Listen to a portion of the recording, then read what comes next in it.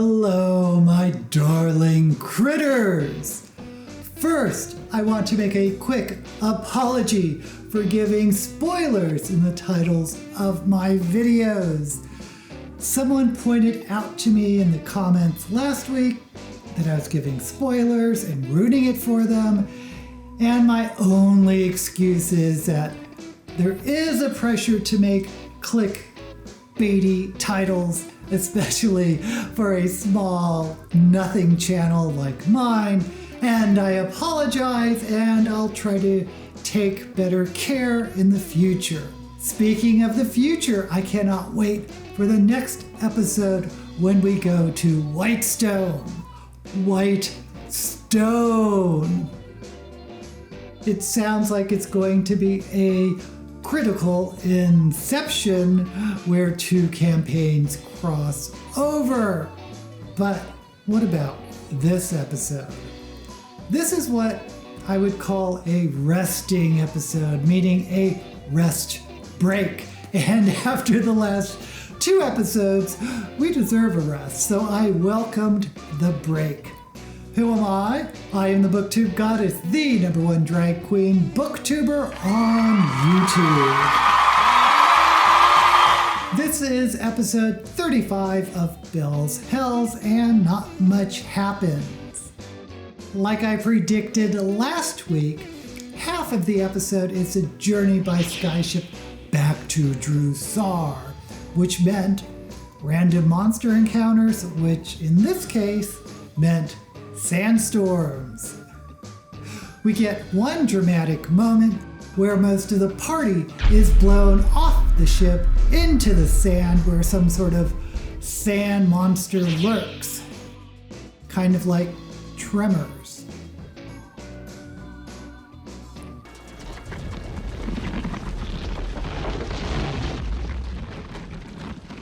Must be a million of them! Nope, just one. But then we get to Jrusar, Bell's Hell's first visits, of course, Lord Ashtaroth. The highlight for me was how booby-trapped Lord Ashtaroth's house was. Then they reveal they have captured Harmon Treshy, that evil dwarf who was their whole reason for going to Basurus. But they report much more than Treshy and fill Lord Ashtaroth in on the Rudius conspiracy and one of the main bosses thereof, Odahon Thal. Eventually they take Treshy to Orlana Shishradri, one of the bigwig politicos of Jrusar, and they try to convince her of the danger posed by the Rudius conspiracy. But they don't seem to have the proof to implicate Paragon's call and Odahon Thal. She kind of looks to you for a minute, looks across the rest of you. The Paragon's call's interests here were put on a halt when Treshy's deception was discovered. So, they have no roots at the moment. I wouldn't make ties with them. Fair enough. And then Ira, the Nightmare King, he's got his own thing going on, and it does not look good. I'd heard this name mentioned when there was interrogations surrounding Lady Emoth. Correct? Mm-hmm. Yeah, he was with her. Now he's with Paragon's Call and the Cerberus Assembly, and they're all working towards something super big and gross. There we go. Do you have proof of this? Brain. Huh?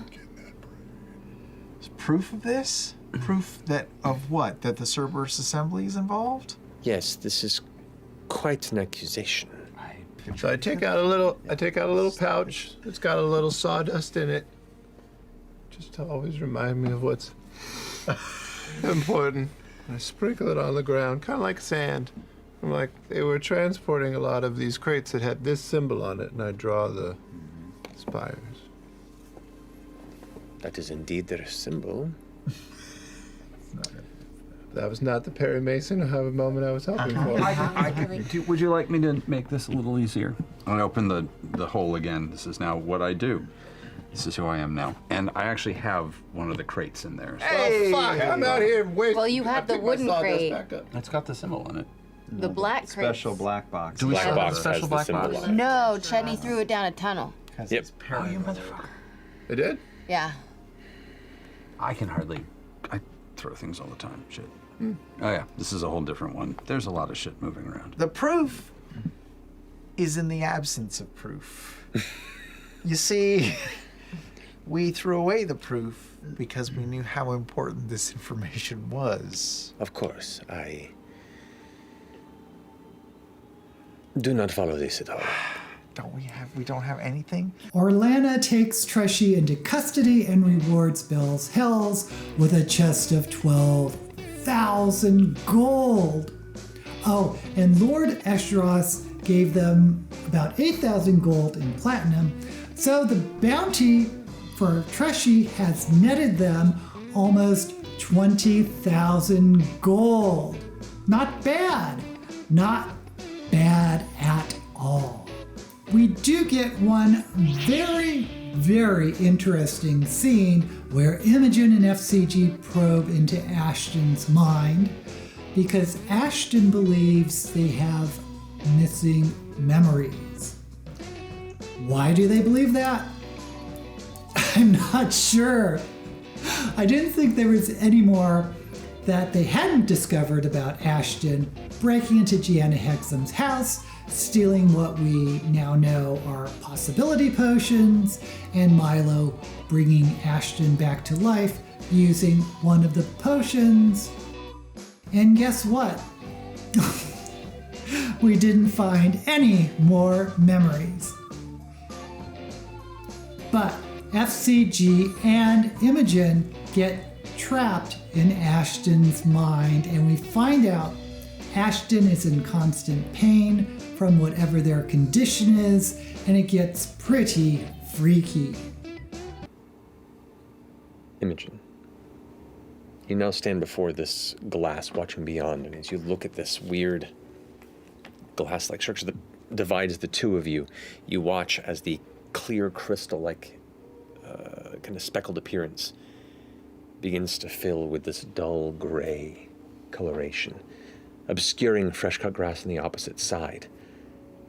But there you kind of glance into it and you see stars. Does it look like I'm looking out into space suddenly? It looks like you're staring into the night sky, and as you kind of peer and focus, you push through the glass and feel like you're just kind of lost in an expanse of infinity. You see nebulas, and purple and green clouds swirling. You look down and you see Ashton just lying there, motionless. There's a shake and a shift of color, and you see Ashton standing, laughing. You see Ashton fully armored, clutching what looks like the bloody body of someone as he crushes them in their hand and throws them apart. You see Ashton destitute on the side of the street. You see them starving and asking for help. You see Ashton on a ship in the distance, pushing beyond a fog bank to unforeseen shores. You see Ashton wearing robes and some sort of a Senate seat, speaking to the public.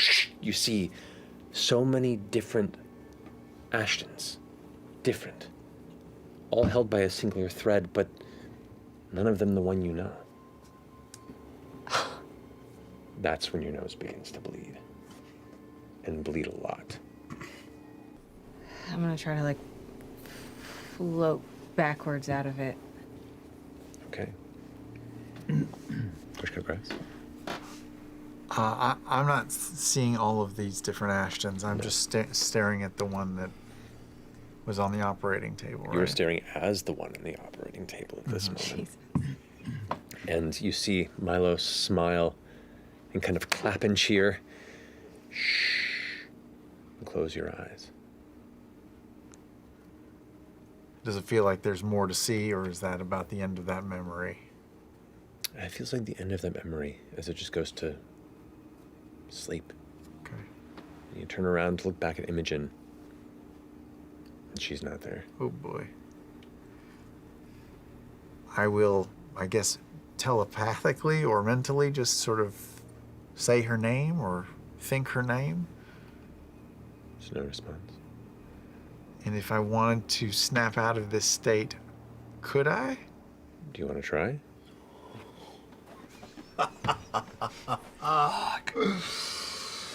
Now we come to it. There's no Imogen here. Yeah, I mean, do I feel... You put your hand on me, right? Mm-hmm. Both of you. Do I feel that? At the moment, no. Uh-oh. Uh-oh. Well, then I don't want to leave here without Imogen. Ashton said not to leave anyone behind. I did. I'll go back to the way we came and see if Imogen is there. Okay. You go and walk towards the direction you came from, and poof, you hit the wall of glass. Oh no, we're like trapped in his fucking brain. Welcome to see elsewhere. I'll try to push through it. Fucking weird. Go ahead and roll a d20 and add your spellcasting modifier. That's a 2 + 3. Oh no! You try and push the glass, and it's not budging. And you turn and look around where you came from, and you're surrounded by glass, a funhouse mirror of fractured glass. Like there are just multiple fractured rooms around you. You can see the shapes, the jagged design that a cracked crystal holds, but in all directions. You're trapped, you're trapped, you're trapped.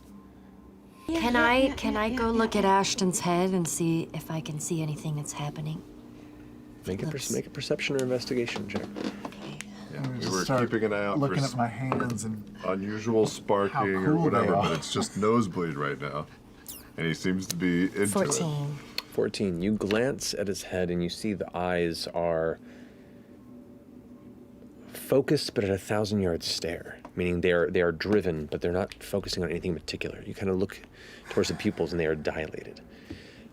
You glance past the crystal structure in the side of his head, and as you look in, you can see gentle sparks, just kind of like the tiniest fireworks, just going off. Which is normal.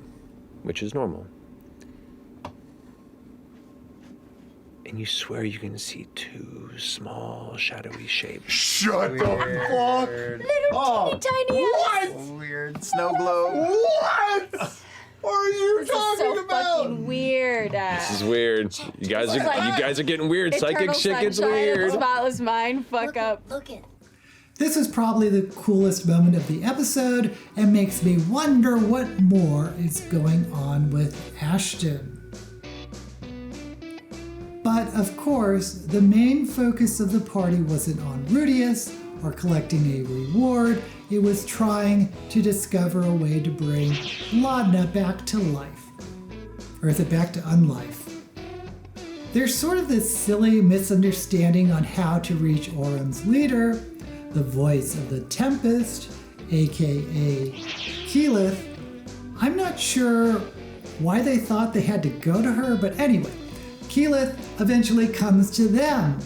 They show her Laudna's body, and I assume she recognizes Laudna as one of the effigies way back in the Vox Machina campaigns, because the next thing we know, Keyleth is taking Bellshells to Whitestone to meet someone who could help. And that's where the episode ends. Yes, not much happened in this episode, but like I said, we needed a rest. We needed a break from the last two crazy episodes where the party almost had a TPK and Laudna died. The party is no longer focused on Rudius, but on Laudna. Next episode, which we'll have to wait 2 weeks for, is going to be extremely interesting for Critical Role fans because the third campaign is crossing over into the first campaign, and we're not just talking about background information. This is actually characters from one campaign meeting characters from another. Crazy. In this episode, we actually get introduced to one of the original Vox Machina characters, Keyleth. But who is she taking them to see? I'm not sure why it would be Percy and Vixalia, who I think are the rulers of Whitestone. If anyone of the original Vox Machina party could help, it would probably be Pike. Or would it? Maybe she is just taking them to see the Sun Tree. Could the Sun Tree help? Who do you think Keyleth is taking them to see? Let me know down in the comments, and while you're there, give this video a like and subscribe to my channel. Like I said, we are going to have to wait 2 weeks to find out in the next episode what happens in Whitestone. And as usual, I'll be there. Until we meet again, may all the books you read and the campaigns you play be blessed.